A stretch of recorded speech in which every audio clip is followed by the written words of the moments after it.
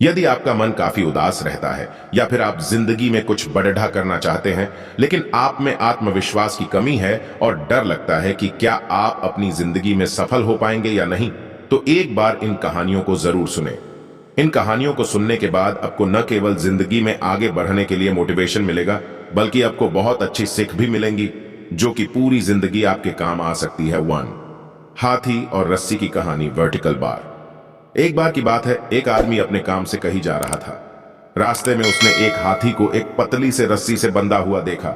हाथी को बंधा हुआ देखकर वो आदमी सोच में पड़ गया। वो सोचने लगा कि इतना बड़ा और शक्तिशाली हाथी इतनी छोटी से रस्सी से कैसे बंधा हुआ है, ये इसे तोड़ डकर आजाद क्यों नहीं हो जाता है। वो आदमी ये सब बातें सोच ही रहा था कि उस हाथी का मालिक वहां आ गया। हाथी के मालिक ने उस आदमी से पूछ की, आपको क्या चाहिए? तो उस आदमी ने कहा कि आप मुझे यह बताएं कि इतना बड़ा और शक्तिशाली हाथी इस पतली सी कमजोर रस्सी के सारे कैसे बंधा रहता है। यह हाथी इस रस्सी को तोड़ने की कोशिश क्यों नहीं करता है? यह तो आसानी से इस रस्सी को तोड़ सकता है। उस आदमी की बात सुनकर हाथी के मालिक ने कहा कि मैं इस हाथी को इस रस्सी से तब से बांध रहा हूं जब से यह छोटा बच्चा था। उस समय इसमें इतनी ताकत नहीं थी कि यह इस रस्सी को तोड़ सके। इसने बहुत कोशिश की लेकिन यह रस्सी को तोड़ नहीं सका और इसके मन में यह बात बैठ गई कि यह रस्सी बहुत मजबूत है। इसलिए आज जब यह हाथी इतना बड़ा और शक्तिशाली होने के बावजूद भी इस रस्सी को तोड़ने की कोशिश नहीं करता, क्योंकि इसके मन में यही बात बैठी हुई है कि यह रस्सी को तोड़ नहीं सकता। सिख, इस कहानी से हमें जिंदगी की बहुत ही बड़ी सीख मिलती है।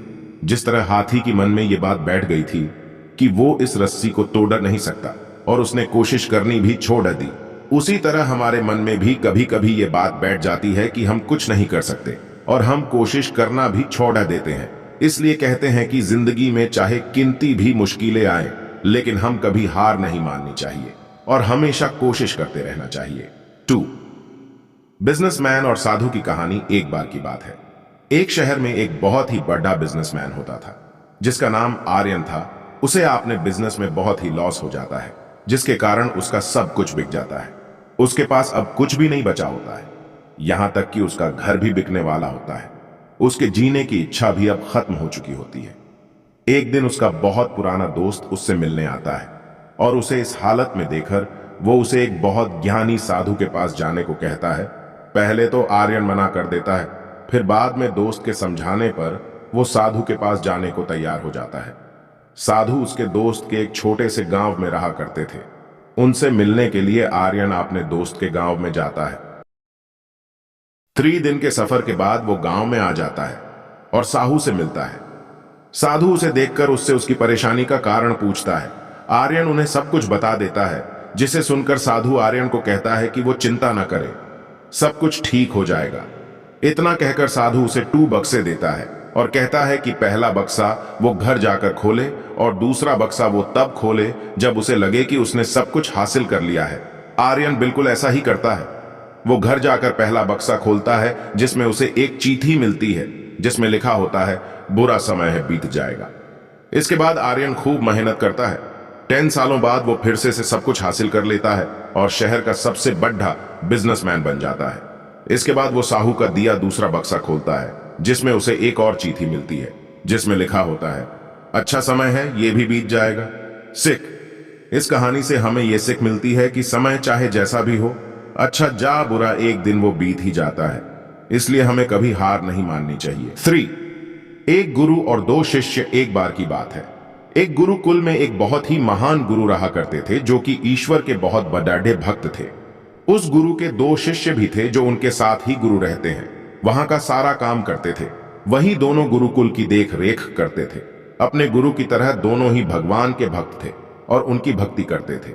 लेकिन उन दोनों में एक बात अलग थी, वो यह थी, उनमें से एक सकारात्मक सोच वाला था जो हमेशा खुश रहता था और दूसरा नकारात्मक सोच वाला जो कि हमेशा दुखी रहता था।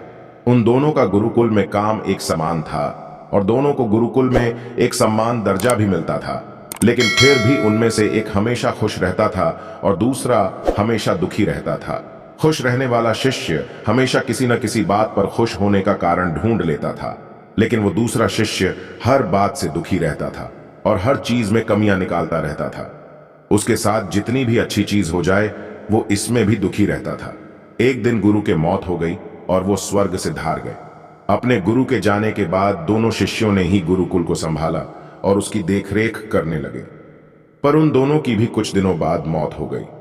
उन दोनों को उनके अच्छे कामों के कारण अपने गुरु के साथ स्वर्ग में रहने का मौका मिला और वो दोनों स्वर्ग में रहने लगे। लेकिन यहां भी वो खुश रहने वाला शिष्य खुश रहता था और दूसरा दुखी रहता था। फिर एक दिन उस दुखी रहने वाले शिष्य ने अपने गुरु से पूछा कि गुरुजी, मुझे किसी भी चीज और काम में खुशी नहीं मिल रही। लोग कहते हैं कि स्वर्ग में सारी खुशियां और शांति मिलती है, लेकिन मुझे ऐसा कुछ नहीं केजी रहा। मेरे साथ ऐसा क्यों हो रहा है? तो गुरु ने मुस्कुरा के जवाब दिया कि खुशी और दुख तो हमारे मन की स्थिति है, उसका किसी वस्तु या जगह से कोई लेना देना नहीं है। अगर तुम्हारा मन साफ है तो तुम्हें नरक में भी खुशी मिलेगी, लेकिन अगर तुम्हारा मन साफ नहीं है तो तुम्हें स्वर्ग में भी दुख ही मिलेगा। सुख और दुख दोनों ही मानुष के देखने के नजरिए पर निर्भर करते हैं। शिष्य को अपने गुरु की बात समझ में आ गई।